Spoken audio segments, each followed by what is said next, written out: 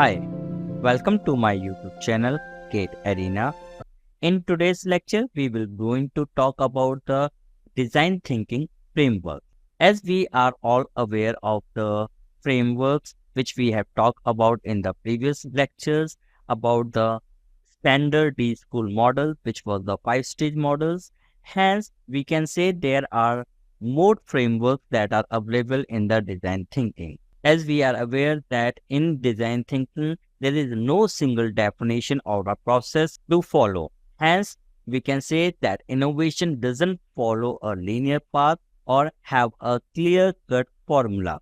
Therefore, when we are talking about the frameworks that are being used in the design thinking, then we say that there are different global design leaders and a consultant who have proposed other frameworks of a design thinking.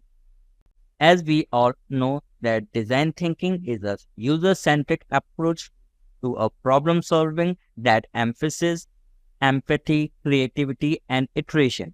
Hence, we can say it is widely used in the field like product design, service design, and business strategy.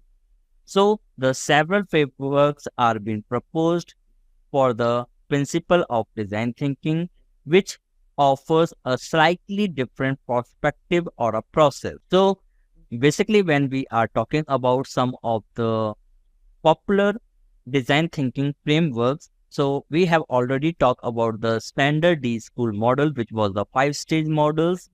Then we have got another model which is known as the head, heard, and hand approach model, which is the three-stage models. Then we have got another model which is known as the inspire, ideate, implement approach model. Then we have got a double diamond approach model. And there are many more like deep dive methodology, which is again a five-stage model.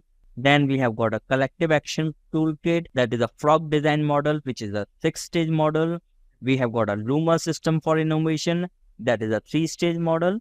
And we can say that there is a number of designing framework proposed by the different people. Hence, we can say that these are the some of the popular framework which has been extremely used by the people when learning the design thinking or when they are teaching a design thinking.